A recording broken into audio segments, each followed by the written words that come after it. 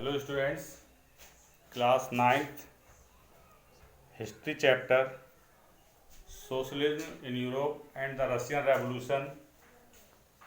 And now students, today's topic is economy and society. Economy of the Russian Revolution and the society. So here students, about it starting the beginning the 20th century, starting the 20th century, 80% about 80% peoples engaged in agriculture,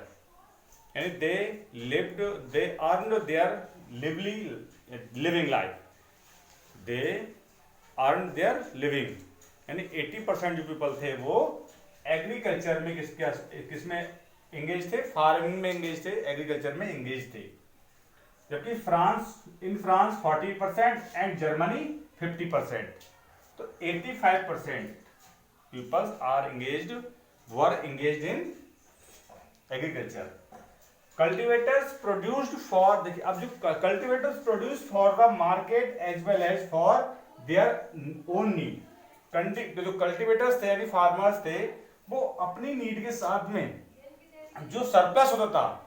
surplus का मतलब जो ज्यादा production कर लेते थे, तो वो production कहां पर भी होता था, उस प्रोडक्शन को वो मार्केट में सेल कर देते थे, यानी बेच देते थे अपनी नीड के साथ साथ। Industry was found in the picket area, यानी इंडस्ट्रीज का एक एरिया था, फाउंड इन पिकेट यानी कुछ एक एरिया में पाई जाती थी, कुछ एरिया में। अब वो सम एरिया जो थे सेंट पीटर्सबर्ग एंड मॉस्को, यानी Moscow is the capital of Russia, तो रसिया और जो सेंट पीटर्सबर्ग था, इन दो एरियाज में जो फैक्ट्रीज थी वो फाउंडेड थी, यानी पिकेट था वहीं पर। Many factories were set up in the 1890s, यानी बहुत सारी जो फैक्ट्रीज थी सेटअप कहाँ हुई थी, 1890 में सेटअप हुई थी। व्हेन रशियन, यानी उसी टाइम जो रशियन रेलवे था, when Russian railway network was extended, यानी जो रशियन जो रेलवे नेटवर्क था उसको भी एक्सपेंडेड हो रहा था, उसका विस्तार हो रहा था। एंड फॉरेन इन्वेस्टमेंट इंक्रीज, और जो फॉरेन, क्योंकि रेलवे सिस्टम जो था वहां पर इंक्रीज हो रहा था, बढ़ रहा था, फैक्ट्रीज मतलब स्टैब्लिश हो रही थी वहां पर, इसीलिए जो फॉरेन पर्सन थे वो भी रसिया में आ रहे थे वहां पर ट्रेड करने के लिए, यानी फैक्ट्रीज इन्वेस्टमेंट करने के लिए, फैक्ट्रीज में वहां पर रसिया में इन्वेस्टमेंट करने के लिए। और इससे क्या हुआ कि रसिया के लोगों को एम्प्लॉयमेंट मिला और रसिया की इकोनॉमी बढ़ी। तो यहाँ पर कहते हैं कि by 90s factory workers and craftsman were equal in numbers, यानी जो फैक्ट्री वर्कर्स थे, क्राफ्टमैन यानी जो कोई सामान बनाने वाले हैं, जो घर में बैठ के यानी जो थिंग्स बनाते हैं, तो वो कहते हैं number of equal, large number of जो वर्कर्स थे वो इक्वल थे, नंबर्स थे। Many industries were the private property of industrialist, यानी जो मैं बहुत सारी इंडस्ट्रीज थी वो क्या थी, प्राइवेट प्रॉपर्टी थी, प्राइवेट इंडिविजुअल्स थी। सो स्टूडेंट्स, अब यहाँ पर क्या था, बट जो प्रॉफिट था वो मैक्सिमाइज था। अब प्रॉफिट किसका था, इंडस्ट्रीज का था। जैसे आपने कहा था, कार्ल मार्क्स ने कहा था कि जो फैक्ट्री जो हो वो सभी में उनका जो प्रॉफिट है वो डिवाइड हो, सभी में डिवाइड हो उसका प्रॉफिट। बट यहाँ पर क्या था कि जो प्रॉफिट था वो किसका था, इंडस्ट्रीज का था, यानी जो प्राइवेट पर्संस थे उन्हीं का था। गवर्नमेंट्स, अब देखिए गवर्नमेंट जो थी वो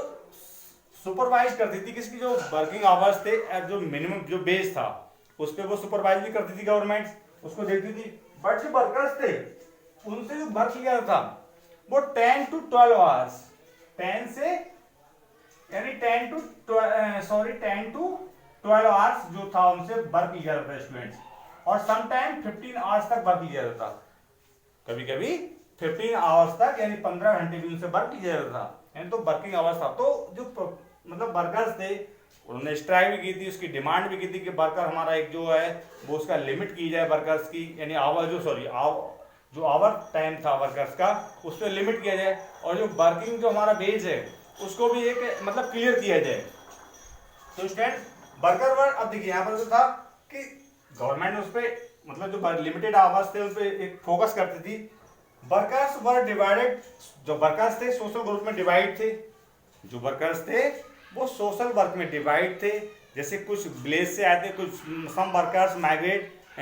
टू सिटीज, यानी जो सिटी को माइग्रेट कर गए थे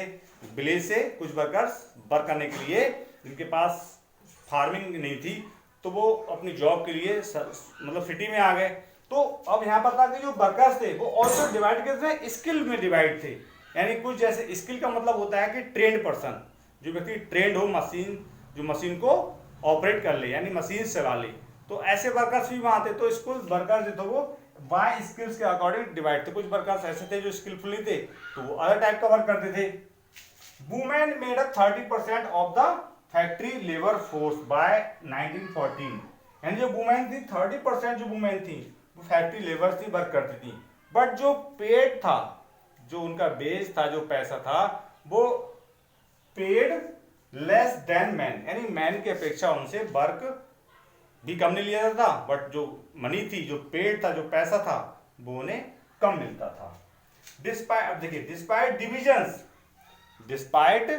डिविजन्स वर्कर, बट स्टूडेंट्स क्या था, यहाँ पर जो बेस कम मिलता था, डिवीजन अमंग द वर्कर्स, यानी बहुत सारे सेवरल जो वर्कर्स थे वो अलग अलग करते थे। Workers form the associations, workers ने क्या किया, अपनी एसोसिएशंस भी फॉर्म कर ली थी और help members in time of unemployment, जो अनएम्प्लॉयमेंट मेंबर्स थे उन सब के साथ में उन्होंने एक अपनी एसोसिएशन बना ली थी। और जो अब वर्कर देखिए, वर्कर नो डाउट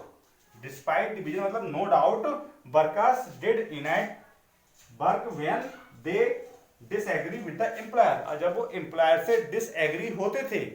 तब क्या होता था, तब वो सब यूनाइटेड हो जाते थे, चाहे वो पीजेंट्स हो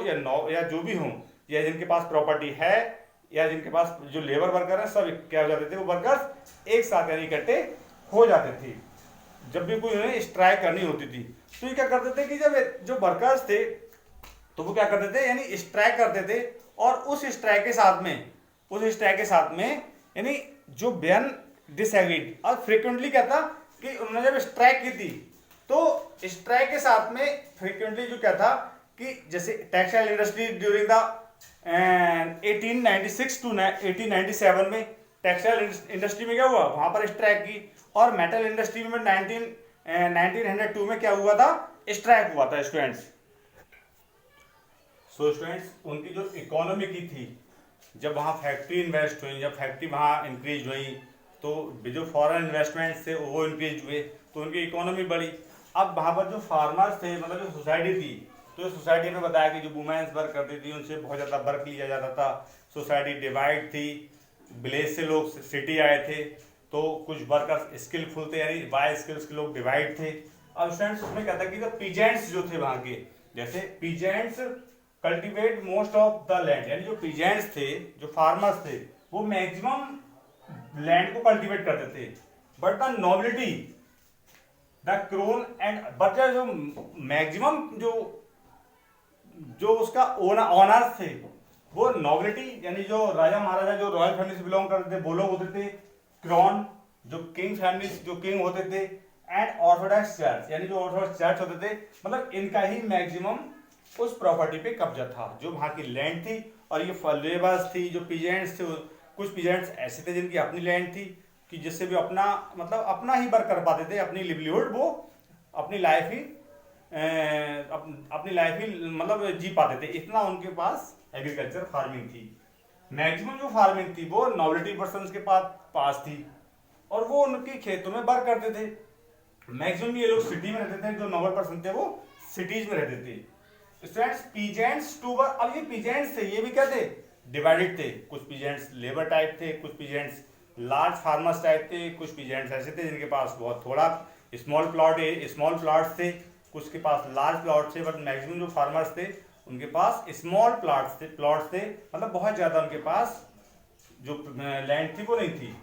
and peasants had no respect for the nobility, यानी जो राजा महाराजा संबंध रखते थे, जो बड़े बड़े फार्मर्स थे,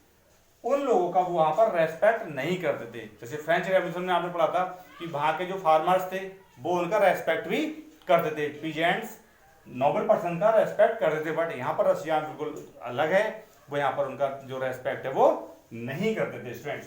अब यहाँ जो पीजेंट्स, अब था क्या कि जो पीजेंट्स थे, peasants too were divided and they were also religious students. और क्या, और ये चाहते क्या थे students, they were wanted to the ये चाहते थे लैंडलॉर्ड्स, यानी जो लैंडलॉर्ड्स हैं, यानी दे वांटेड टू द, यानी जो, अब देखिए यहाँ पर एक्सपेंड करते, अब क्या है कि दे रिफ्यूज टू द, अब देखिए they wanted the land to the noble, अब वो कहते थे कि जो नोबल्स पे है, जो लैंड है, वो लैंड्स इनको मिले, इनको दी जाए, इसीलिए नोबल्स को ये रेस्पेक्ट नहीं करते थे और उनके अगेंस्ट लड़ाई लड़ ली थी इन्होंने, मतलब फाइट कर रहे थे। दे रिफ्यूज, अब इन्होंने जो टैक्स था वो देना रिफ्यूज कर दिया और बहुत सारे लैंडलॉर्ड्स को इन्होंने उनकी डेथ कर दी, मार दिया उनको। इन 1902 अकर्ड और द लार्ज स्केल, यानी 1902 में इन साउथ रशिया में ऐसी हैपनिंग बहुत हुई, बहुत सारे लैंडलॉर्ड्स को इन्होंने मार दिया। And 1905 such incidents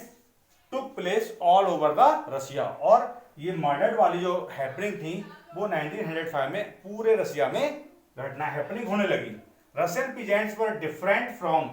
the other European peasants, यानी जो रशियन जो पीजेंट्स थे वो अदर यूरोपियन जो पीजेंट्स थे उनसे डिफरेंट थे, और यही क्या करते थे, उनसे बिल्कुल अलग थे, क्योंकि ये ना नोबल का रेस्पेक्ट करते थे, नोबल से जो प्रॉपर्टी थी, वो जमीन थी, वो चाहते थे, लेकिन अदर जो रसिया के थे, ब्रिटिश जो रसिया के थे, वो लोग वहां के नहीं चाहते थे। तो they poured their land together and their, यानी देयर कम्यून, यानी डिवाइडेड, जो मीर था, यानी जो कहते हैं ना बातचीत के सहारे कोई बात बने, but individuals family needs of the, according to the needs of the individuals family. तो इस तरह से जो पीजेंट्स थे वो रसिया के बिल्कुल पूरे यूरोप में डिफरेंट थे। So that's all students.